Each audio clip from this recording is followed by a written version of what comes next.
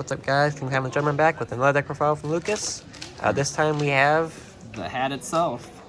H.A.T. It would not be a hat series without having hat. So we have hat. True. Hat is hand at artifact trap tricks. Alright, so we'll get into the profile. Alrighty. So for the monster lineup, we have the hands, the 3 fire, the 3 ice. Very standard, these cards helped basically shape the format in the fact that they could just, you could crash into your opponent's monster that had more than 1600 attack and just clear their whole board. Yep. And yeah, so they're just really good cards that float when they're destroyed. Pop a monster, pop a spell trap, and then summon the other one.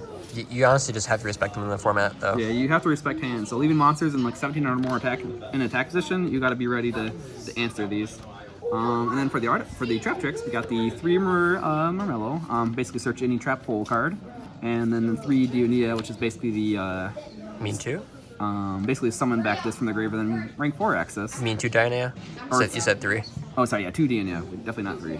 2 is definitely standard for this because she doesn't really do anything by herself in the opening hand. This is obviously one you want to draw. Yeah. And then for the artifacts, we play, the standard is the 3 Moral Tech. Everyone always plays 3 Moral Tech, just non-targeting to destroy a face-up card, very powerful. I play a slightly bigger artifact engine, so I actually play 1 Scythe, which surprisingly not many people played back then. And I don't know why. I mean, I understand the format's slower, and sometimes not every deck cares that they get Scythe, but the thing is you can kind of control when you bring out the Scythe, so it makes sense to me, in my mind, at least have 1 to like potentially just shut down like a combo deck's turn. Mm-hmm. That's just super good. And then since we're playing multiple artifacts, if you've ever played more than this, you got to play the Bagel Tick. So Bagel Tick is good if you like draw, if you have multiple of these in your spell and trap, you can summon him, pop them, and then summon them out too. And so it just gives you a bunch of monsters on the field so that you can follow up turn, you can make some rank 5 plays. So I personally really like the Bagel Tick. He was like, basically these are the ones that were only ever played. No one really ever played the other ones. If anything, they only played these, but if they did, they would play these ones. And he's just a really cool guy. Some of them are actually pretty cool, though. And Bagel Tech doesn't target either, so you can kind of chain them with some other cards to like, you can use this effect and then you can chain another card to like give you another artifact monster to pop and then summon those. And then for the last monsters I play, this is through Maxi. Pretty much the only hand trap that I have room for, and it's just a very safe one to help, draw you more cards if your opponent's trying to play the game. Ideally, I would love to play more hand traps in here, but the deck is a trap deck at the end of the day, so I play mostly traps. For the most very powerful consistency card, because we don't really special summon that much on our turn, is Pod Duality. The card is just super good, helps you just get you access to pretty much whatever you need, usually the Marmello. And then for the other spells, we play 3 Artifact Ignition. Instead of playing MSTs, I play these, because I figured why not play an MST that also basically goes 1 for 1, giving me an artifact monster, which again goes in tandem with the Bagel Tick, because I'm basically giving myself free artifacts in my spell and trap zone, and then if you summon the Bagel Tick, then you can pop those and bring those out. So that's very cool. Also the, like I said, this is a target, so if you had like this chain like 1, you could chain Ignition and then set another one and then pop those when this resolves. And then get those out, which is very just cool. And then for the last card I play is Double Cyclone. So again, not playing MST, but this card is basically just another way to get artifacts that are stuck in my spell and trap zone out and still pop opponent's spell and trap card. I've been testing it out, it's very nice, it's very cool. And yeah, it does what I want it to do, just, trigger my artifacts that are stuck and then also pop my opponent's spell and trap cards. And then onto the trap cards, we play a lot. We have 3 Sanctum, obviously, summon an artifact from the deck. If it gets popped by an opponent's, or destroyed by opponent's card effect, you can also pop another card on the field. So that's like one of the cards that makes us like, MST is not as good, because if you blind MST into a Sanctum, well, I'm gonna summon an artifact, and I'm gonna destroy a card on the field. Which, like, again, it can destroy any card on the field, so I can potentially destroy an artifact that's stuck in my spell and trap zone, or one of your cards. It's pretty good.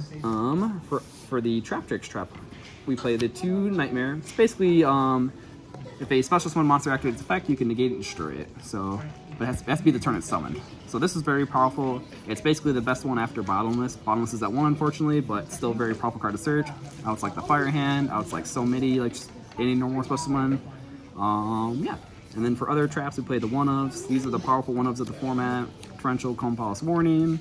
Gotta play them. They're at 1 for a reason. In this format, they're just all very high impact. And then the last trap we play is we play 3 Breakthrough Skill, because I'm a believer of the Breakthrough Skill. I was playing some other traps and tinkering around with like D-Prison. Call the Haunted is very good, because you can bring back your artifacts on your opponent's turn and then trigger their effects that way, because they're just when they're specialed. So that's very cool. But Breakthrough is just, I just wanted a good like spot removal, like, you know, negate card that just also has like, you know, multi-purpose usage. So Breakthrough is just very good. It's good card in general, honestly. Yeah, and so that's the main deck. Going on to the extra deck. So we actually do use our extra deck for a lot of rank 4 options. Like this is like the best format for rank 4 toolbox, and this deck is nothing but rank 4s and some rank 5s. So we have the Giant Hand, which is actually pretty good in this deck because it just gives us another layer of interruption. We have Garnon or whatever his name is. Gorgon? Yeah, that guy. Basically redirects targets. So he's kind of cool. So if like they try to like, let's say targets like him or something to destroy, you can detach, and it has to do it to another appropriate target. So if it's something that can target their cards, you can switch it to one of theirs, which is kind of funny. If it only does a card your opponent controls, you could change it to like one of your artifact monsters in your like spell and trap zone. That'd be kind of cool.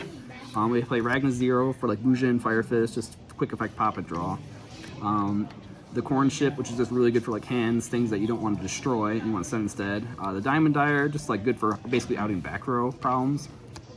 Cowboy, because Cowboy in time, which actually wasn't really a thing back then. It was more for finishing off your opponent. Cowboy for game, let's go. Yeah, Cowboy for game, yeah. Dweller, very powerful against this number of decks.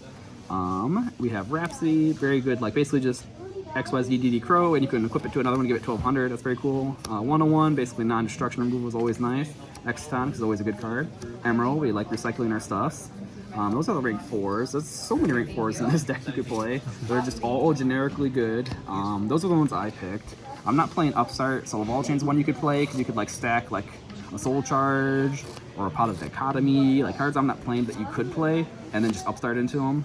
Like that's really neat interaction with Vol Chain and Upstart that I think is very cool that I'm not doing for whatever reason. Rank 5s, there's some good, really good rank 5s you can play. I chose these ones as ones. I'm playing Durandal. Durandal is cool to like interrupt.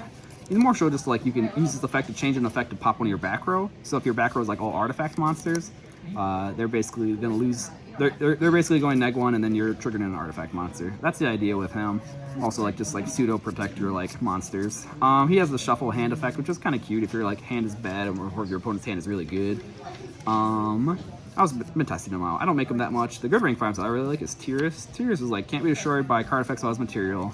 Pops a card at the end of the battle phase that it attacked or was attacked. So he's really good, and then has to detach in it. Also really annoying, honestly. Yeah, he's very good. We have Pleiades, quick effect bounce a card. 2 level 5/5s. Artifacts are level 5 and light, so why not? And then we play, which one, I didn't see people playing this, but I don't know why, is Zenmayo. Basically detach, pop 2 set cards. Discard, so it could be monsters too. And you could pop your own, you could pop theirs. Very powerful. Other ones you can play is Volcasaurus, which can like pop a face-up monster, do some damage, and then you could go like Gaia on top of it so that it can still attack directly. So, I don't have a side deck built for this. Probably would just be more hand traps like Baylor, like DD Crow. It'd probably be some trap options. I noticed when playing with Chase, like Trapstone will really like cuck me. So I want to play like something to counter that. So maybe like Wiretap would be good, because Wiretap would be good against just like any like counter trap, for example, like Barrier or like, you know, Warning or Break. Or Break. Good against like against like Trap Stun, other Wiretaps. So that's very card I'd like to play. And then maybe some like going second, maybe some like destruction options. There's like Dark Hole, which is that one. Like why not? I think the monster lineup's fine. Other side, like I said, more hand traps. And then maybe like I don't know. The format is so diverse. It's tough to be prepared for everything, but there's like so many things you can do.